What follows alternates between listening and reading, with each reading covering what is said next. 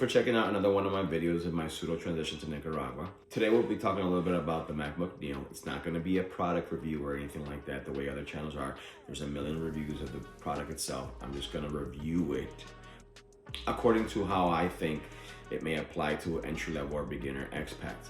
My situation is a little different than most expats who already have a career in remote work or laptop work or graphic design or coding or medical billing or customer service or chat support or social media monitoring or social media filtering or anything like that.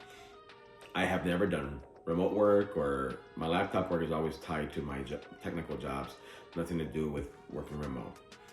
So I'm doing this by the seat of the pants, a lot of research, a lot of studying, because my expenses in Nicaragua are absolutely bonkers low, but I want to make sure that I, with my savings, make it all the way to my retirement, my official retirement. This is more like a pseudo retirement where I can work at will a few hours a day or a few hours a week and sustain and slow down the draining of my savings, right?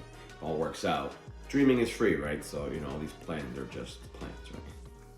So unlike a lot of people who are expats, I'm not trying to maintain financially or otherwise anything or any property or any kind of situation or business in the US, right? So I just need to generate enough income savings while I use my savings to live the rest of my life in Nicaragua. At least that's the plan, right? So the MacBook Neo provided an interesting opportunity because I don't currently use a laptop. For years, every laptop I've ever had has been provided from work. The other situation is that at home I haven't had a PC in over 10, 12 years because eventually everything gets done on the iPad or the iPhone, right? Literally almost everything. Apps become more streamlined, they've evolved over time, and you can really do everything you need to do on a day-to-day basis on your phone, and some flexibility on iPad. And that being said, an iPad or a computer or a laptop or desktop has never been a central point of my jobs that I've had in my life. They've been more a tool that I use at work, not something I need to bring home. I'm an Apple fan, so I didn't really want to go with a Windows product. Not that there's anything wrong with them, and obviously they're going to be universally compatible with everything, but there's a few things people need to consider because the MacBook Neo is accessible to even people in Central America, Latin America, who might want an Apple product, but Macs, are pretty expensive. Even the entry-level Air isn't too far off from the Neo, but $400 in Central America is a huge difference, where someone might choose the Neo exclusively. So for jobs that have to do with telecommunications, like a headset job, where you would be interpreting or things like that, or just customer service for health industry or whatever, any one of the myriad of jobs you can do remotely at your house or anywhere around the US, and in this case, outside the US. So something to note is the MacBook Neo has 8 gigs of memory, and a few jobs I saw, I didn't apply, I was just seeing in passing as I was looking for positions that I might be interested in. I noticed that a lot of them didn't have requirements, which is great, but a handful of them did have memory requirements, and the MacBook Neo runs off an iPhone 16 Pro processor, which is fine because the 16 Pro processor is faster than hundreds, if not thousands, of mid-range or even upper mid-range regular Windows laptops. So it's still plenty powerful. But obviously when it comes to higher end video color grading, photo color grading, massive edits, and high-end, high-quality videos, not necessarily filmed with your phone, it will be pretty much useless, right? It will just, I'm editing these videos on it, and I can tell you that it works fine. The phone actually has a higher quality SSD with higher read and write speed, so theoretically it's easier or faster, more powerful to edit on the phone, but more convenient to edit on a larger device. I didn't want to have an iPad, a Mac, an iPhone, and this and that, so it was time to upgrade from my iPad. So I finally went into a MacBook because I had no use for a desktop or laptop up until now. A lot of jobs specifically tell you that they don't want an iPad, or they're not iPad compatible or Galaxy Android compatible. A lot of jobs tell you specifically that they are not mobile compatible, be it Android or iOS. An iPad, which has come a long way since its most recent software upgrade to iOS 26, still has some limitations related to it not being a full-fledged actual laptop, right? Or a desktop or whatever. So while it can do many tasks, some of these jobs specifically want a standard laptop with with Mac OS or Windows, right? The Neo in its cheapest form is 256 gigabytes of SSD storage, 8 gigabytes of RAM. It's fine. And I don't want to seem like the word fine sounds like it's fine. You know, it's truly good. It will serve 95% of tasks that don't involve you running local things on it. If you run local LLMs, you're probably already versed in this, and this is irrelevant to you. So you don't have to think about this. More than adequate. It has a beautiful screen. It has a nice keyboard. It's high quality. It's aluminum. It looks good. The typical Apple product polishes, right?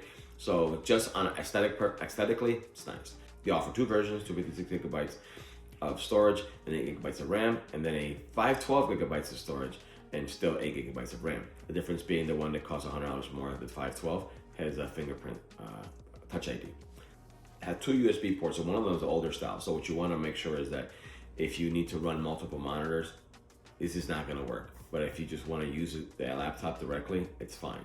One USB-C is much faster than the other, so the one towards the back of the machine is the one you want to use for high data transfers, and the one closer to the machine might be to charge it or charge a phone or anything. They both provide most of the same functionality, but the one towards the back, they're not labeled, is significantly faster. For data transfers, running a second monitor, actually running an only monitor, because the GPU in it's not going to be super snappy when you're slapping a 30-inch monitor to it while keeping the laptop on the second screen. You can do that, but it's better to have the laptop be plugged into a monitor and closed, right? So if you want to do remote work where you have to have a headset, perfect. Has a USB-C plugged in the headset, perfect. If you want to do email and chat support, perfect. If you want to do video calls, has a 1080p front-facing camera. It's decent. And again, the word decent sounds a little underselling it. It's plenty fine. It's just everything we have now has such high-end cameras, including our phones, right? But it's fine. I've done FaceTime calls with it recently, and people haven't immediately noticed that it was a little different. When I tell them, then they go, "Oh yeah, it did look a little different." Well, otherwise, for work, I mean, it doesn't matter, right? So for editing YouTube content, it's okay. Microphone on it is very good. From a good distance, everyone I've talked to says it's fine. A lot of jobs want you to have a headset. You can get away without one, barring the jobs that actually verify it constantly. Battery is good, but if you're using it at work, you'd probably have it docked, somewhere and charging most of the day anyway, so batteries are relevant. For people doing email work and driving around different countries or traveling, it's perfect. It's the lowest entry bar into a MacBook or a Mac product, really, because even if you bought a Mac Mini, you still have to provide a screen, keyboard, and mouse. When we're talking about how to minimize costs to leave to another country, that all starts adding up, right? So as is, it's great. Good microphone, good camera, great battery, plenty fast email, chat, video conferencing, phone, headset, customer service support type jobs, all perfect. And for $599, that's about what it costs to fly there these days anyways, right? And it's gonna generate more than that in income. You could have a part-time US-based job and make, $1,500 a month, $2,000 a month with $300 or $400 or $500 in expenses in Nicaragua, depending on how you live. So a laptop like this is more than adequate and worth the price. It will more than, you will not notice that it's considered an entry-level laptop using it day to day. And those who wouldn't buy this anyways. We're doing heavy graphic or video editing. So if you're like me and trying to get into remote work, light coding, I'm getting into learning coding to give myself a lot of freelance opportunities to make a few dollars in various ways, right? On my own time. When it comes to local coding, it could be limited because running programs internally is a little different, but a lot of entry-level coding can be cloud or web-based. So and if you're making tons of money or need a lot of high-end hardware specs, you're not buying this anyways, and you're way past this, and you already know this, right? So beautiful screen, and of course you get all the benefits of iOS product. It's synced with your phone, with FaceTime calls, text messages, focus schedules on it so nothing interrupts you while you're working, things like that.